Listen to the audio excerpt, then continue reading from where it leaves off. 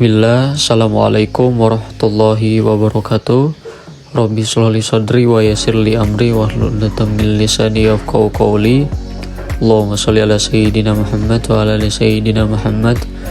Sebelumnya terima kasih atas kesempatan yang diberikan kepada kami selaku kelompok 3, yakni kelompok penyaji.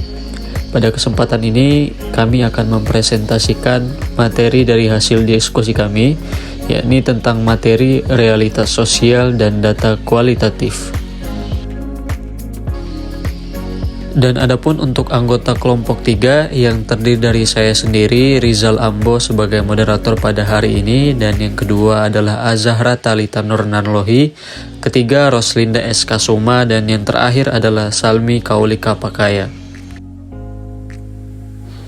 Dan adapun topik pembahasan yang akan kita bahas pada kali ini, yakni yang pertama adalah pengertian realitas sosial, kedua definisi penelitian kualitatif, ketiga perbedaan dengan penelitian kuantitatif, keempat paradigma penelitian kualitatif, kelima perumusan masalah dalam penelitian kualitatif, keenam pemeriksaan keabsahan data, ketujuh hubungan antara realitas sosial dan data kualitatif, dan yang terakhir adalah kelebihan dan keterbatasan data kualitatif dalam menganalisis realitas sosial.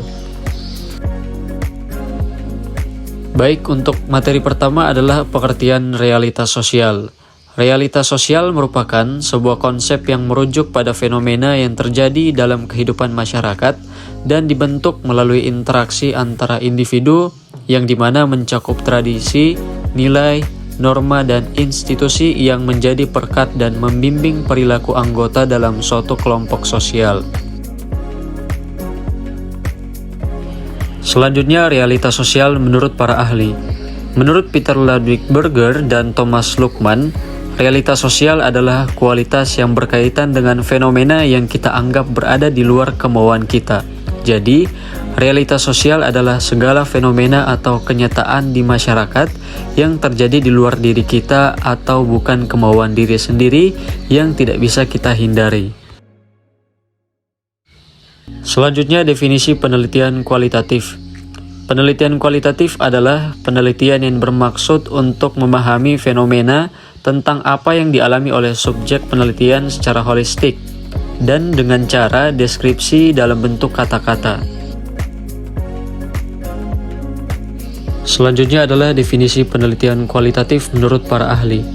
Menurut Saladin tahun 2008, penelitian kualitatif memiliki karakteristik yang berbeda dengan penelitian kuantitatif. Penelitian ini lebih mengandalkan pada pengumpulan data kualitatif seperti kata-kata, gambar, dan angka-angka yang bersifat sebagai pelengkap.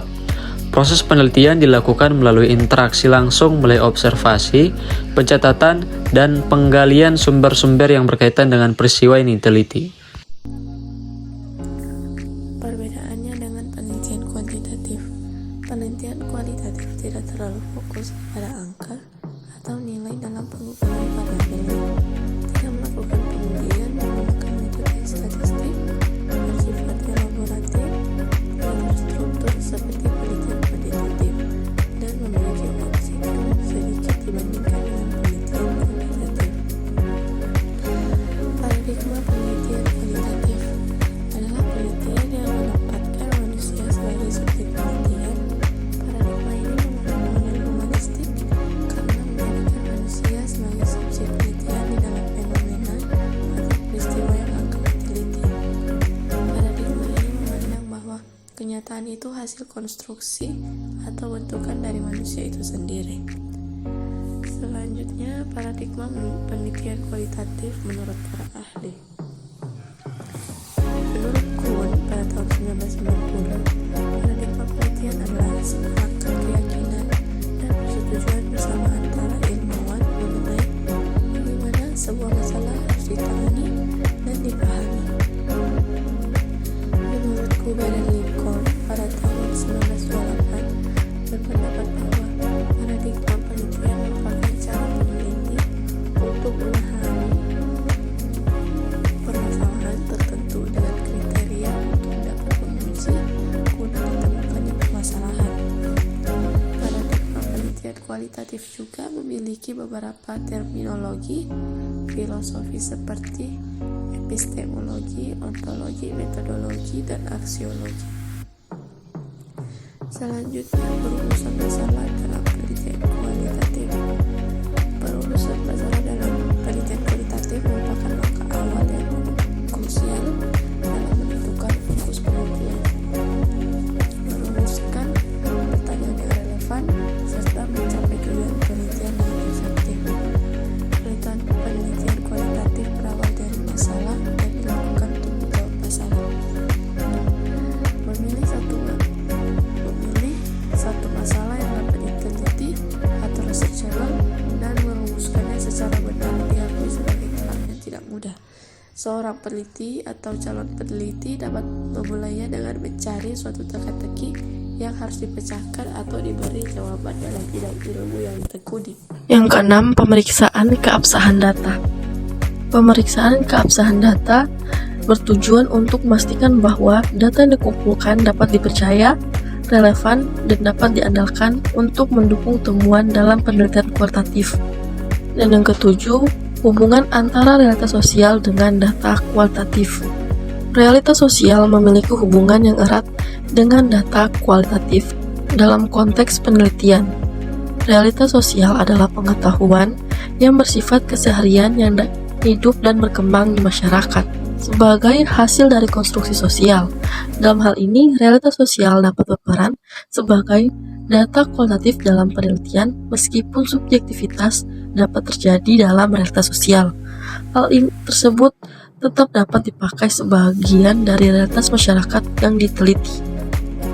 Dan yang ke-8, kelebihan data kualitatif dalam menganalisis realitas sosial. Yang pertama, pemahaman yang mendalam.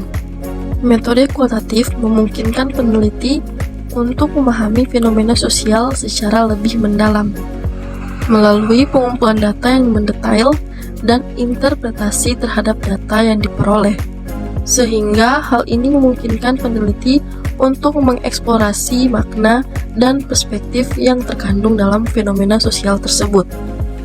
Dan yang kedua, menjelaskan fenomena yang kompleks, yang dimana metode kualitatif sangat cocok untuk menjelaskan fenomena sosial yang kompleks dan sulit diukur secara kuantitatif.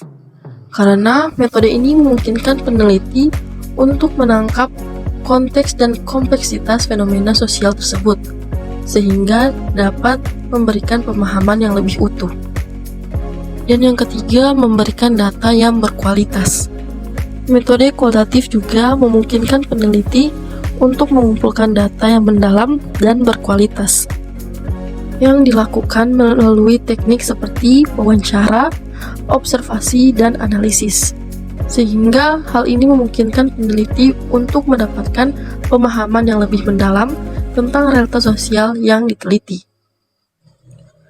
Dengan kelebihan-kelebihan tersebut, data kualitatif memungkinkan peneliti untuk mendapatkan pemahaman yang lebih mendalam, menjelaskan fenomena yang kompleks, dan memperoleh data yang berkualitas dalam menganalisis realitas sosial.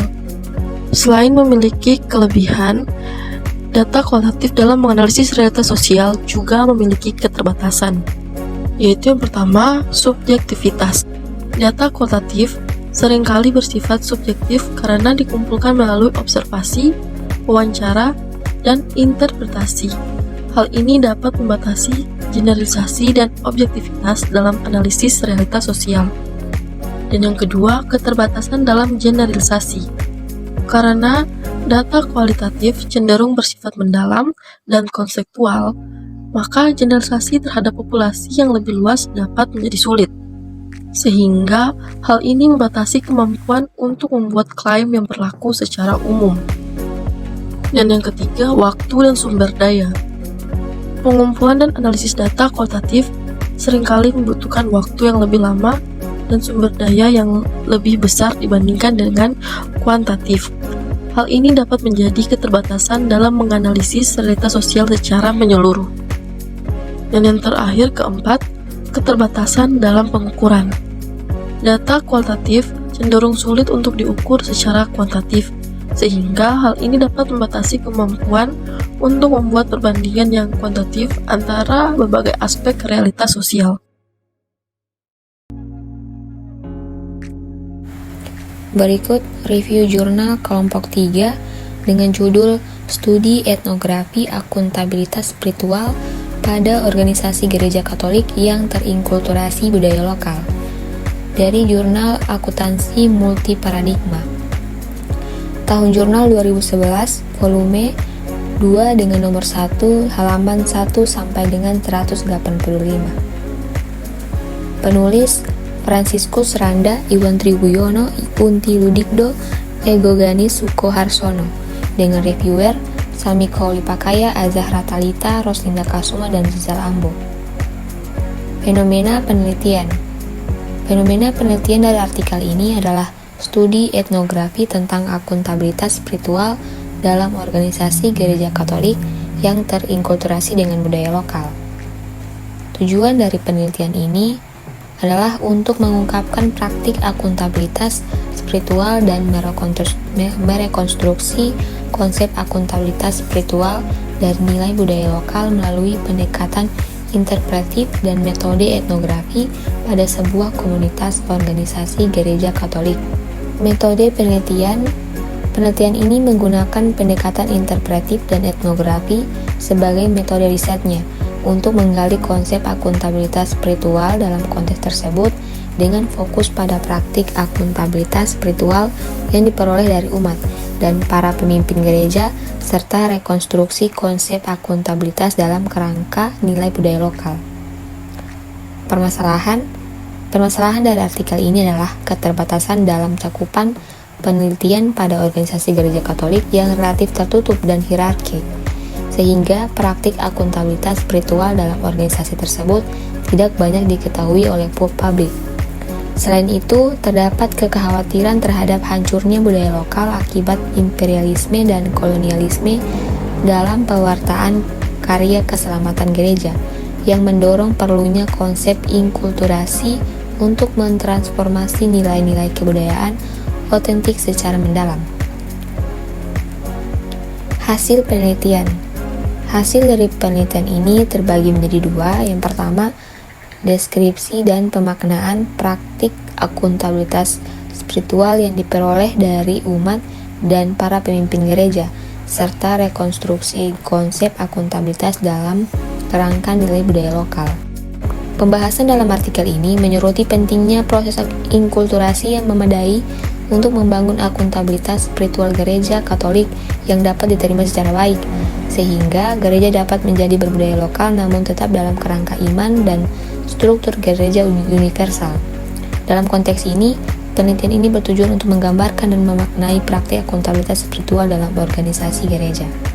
Selain itu, artikel ini juga menyoroti permasalahan terkait keterbatasan cakupan penelitian pada organisasi gereja Katolik yang relatif tertutup dan hierarkis, serta kekhawatiran terhadap hancurnya budaya lokal akibat imperialisme dan kolonialisasi dalam pewartaan karya keselamatan gereja.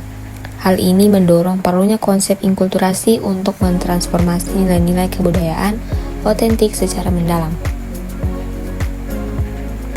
Dengan demikian, hasil dan pembahasan dalam artikel ini menunjukkan pentingnya pemahaman dan implementasi akuntabilitas spiritual dalam konteks gereja Katolik yang terinkulturasi dengan budaya lokal, serta perlunya upaya inkulturasi yang tepat untuk membangun akuntabilitas spiritual yang berkelanjutan dan relevan. Kesimpulan. Jadi kesimpulan artikel ini adalah bahwa praktik akuntabilitas spiritual itu di dalam gereja Katolik yang terinkulturasi dengan budaya lokal dapat dilakukan melalui aktivitas religius, pengorbanan, dan pelayanan dengan sepenuh hati. Proses inkulturasi budaya lokal dalam gereja Katolik dapat meningkatkan akuntabilitas spiritual umat tanpa kehilangan identitas budaya. Yang terakhir tentang kelebihan dan kekurangan. Yang pertama, kelebihan. Artikel ini memiliki beberapa kelebihan, antara lain yang pertama, pendekatan metodologi yang komprehensif. Jadi artikel ini menggunakan pendekatan interpretif dan etnografi dalam penelitiannya yang memungkinkan untuk mendalami praktik akuntabilitas spiritual dalam gereja Katolik yang terinkulturasi dengan budaya lokal secara mendalam. Terus yang kedua, relevansi tema. Pembahasan tentang akuntabilitas spiritual dalam konteks gereja Katolik yang terinkulturasi dengan budaya lokal merupakan topik yang relevan dan penting dalam konteks kehidupan gerejawi dan keagamaan. Yang ketiga, kontribusi pengetahuan. Artikel ini diharapkan dapat memberikan kontribusi pemahaman yang lebih baik tentang akuntabilitas spiritual dalam gereja, serta merekonstruksi konsep akuntabilitas spiritual dalam rangka budaya lokal, yang dapat menjadi landasan untuk pengembangan lebih lanjut di bidang ini. Yang selanjutnya, kekurangan, itu yang pertama, keterbatasan umum. Artikel ini mungkin memiliki keterbatasan dalam cakupan geografis dan demografis tertentu, sehingga generalisasi temuan mungkin tidak dapat diterapkan secara luas. Yang kedua, keterbatasan metodologi. Meskipun menggunakan pendekatan interpretif dan etnografi, artikel ini mungkin memiliki keterbatasan dalam hal metodologi penelitian yang digunakan, seperti ukuran sampel yang kecil atau kurangnya variasi dalam data yang dikumpulkan. Dan yang terakhir, keterbatasan kontribusi.